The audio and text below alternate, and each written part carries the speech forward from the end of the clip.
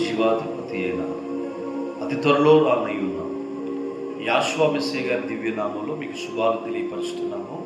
తండ్రికి మహిమ కలుగునుగాక. ప్రతిరోజు మానవుని కార్యక్రమాన్ని చూస్తున్న మీకు షలోమ్ అండి. మంచిది. ఈరోజు అంశం నీ స్వబుద్ధిని ఆధారం చేసుకునకూడదు అని భక్తుల ద్వారా ఈ వాగ్దానాలు మనం తెలుసుకుందాం. సామెతల గ్రంథం 3వ అధ్యాయం 5వ వచనంలో నీ స్వబుద్ధిని ఆధారం చేసుకునక నీ పూర్ణ హృదయముతో యావే యందు నమ్మిక ఉంచుము, నీ ప్రవర్తన అంతటి యందు ఆయన అధికారమును ఒప్పుకును, అప్పుడు ఆయన నీ త్రోవలను సరళము చేయను రాయబడింది. సొలొమోను అంటాడు, సొంత బుద్ధిని ఆధారం చేసుకోక దేవాది దేవుడు యావే తండ్రి మీద నువ్వు ఆధారపడి నువ్వు ఏ పనైతే పూనుకోరి నడిపించగలిగి చేయబోతున్నావో, ఎక్కడికైతే నువ్వు వెళ్ళబోతున్నావో అది సర్వశక్తిమంతుడైన యావేకి తెలియపరచుము. అప్పుడు నీ త్రోవలను సరళం చేయగలిగినట్టు వాడు ఆ సర్వోన్నతుడని. నీ బుద్ధి సొంత బుద్ధిని కాదు, పరలోకం నుంచి జ్ఞానాన్ని నువ్వు ఆధారం చేసుకుని ముందుకు వెళ్ళాలని. నీవు ఆయన అధికారం కింద ఉన్నావా, ఎవరి అధికారం కింద ఉన్నావో ఒకసారి మనం పరిశీలన చేసుకుని ఈరోజు సర్వశక్తివంతుడైన యావే యందు నమ్మిక ఉంచి ఆయన అధికారం కింద మనం ఉండి మన ప్రయాణము మనం చేసే ఒక పని మన బుద్ధి మీద ఆధారపడకుండా, మన జ్ఞానం మీద ఆధారపడకుండా ఆ సర్వశక్తివంతుడైన యావే మీద మనం ఆధారపడి మన మార్గంలో ప్రయాణిస్తే నీ త్రోవలన్నీ సరళం చేయడానికి ఇష్టపడతాడని ఈ వాక్యం ద్వారా, ఈ వాగ్దానం ద్వారా మనం తెలుసుకుంటున్నాం. కీర్తన గ్రంథము 37వ అధ్యాయము 5-6 వచనంలో నీ మార్గములను యావేకు అప్పగింపుము, ఆయనను నమ్ముకునుము, ఆయన నీ కార్యములు నెరవేర్చును, ఆయన వెలుగు వలె నీ నీతిని మధ్యాహ్నం వలె నీ నిర్దోషత్వమును వెల్లడపరుస్తున్నారంట.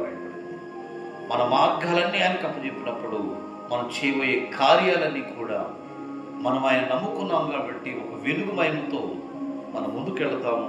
చీకటి మనలో ఏమాత్రం ఉండదని ఈ వాగ్దానం తెలియపరుస్తుంది.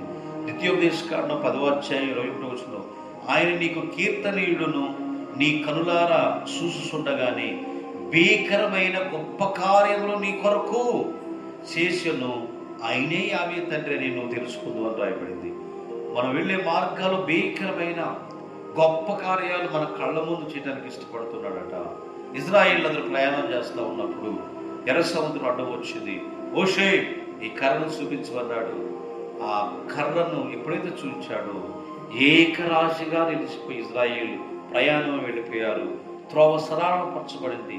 అది ఎలాంటిదైనా కానీ, కష్టమా, బాధ, ఇబ్బంద, ఇరుక, శోధన, ఎలాంటిదైనా మనం ఆయనకి ఆయన అధికారం కింద మనం అప్పచెప్పుకున్నప్పుడు, మనం చేసే సబుద్ధిని ఆధారం చేసుకుని మనం చేసే పరిచర్య యావే మీద అనుకున్నప్పుడు మన ప్రయాణము సులభంగా, మనం నడిచే నడవడి, శ్రమల్లో, కష్టాల్లో, బాధలు మనం ఉన్నా కానీ పిల్లరా మన ప్రయాణం సాఫీగా వెళ్ళింది కనుక గొప్ప కార్యాలు, భీకరమైన కార్యాలు చేయటానికైనా మన ముందు ఉన్నాడని రాయబడింది. యోహాను సువార్త 14:12లో నేను నా తండ్రి యొద్దకు వెళుతున్నాను కనుక నేను చేయు క్రియలో నా యందు విశ్వాసం ఉంచువాడును చేయును, వాటికంటే మరి గొప్పవిగా అతడు చేసును చేయనని మీతో నిత్యముగా చెబుతున్నాను. కనుక మనము చేస్తున్న ప్రతి గొప్ప కార్యాలను యావే తండ్రి విశ్వాసమందు ఆయన చేయబోతున్న, నేను నా తండ్రి పని మీద నేను వెళుస్తున్నాను కనుక మీరు కూడా అలాంటి కార్యాలు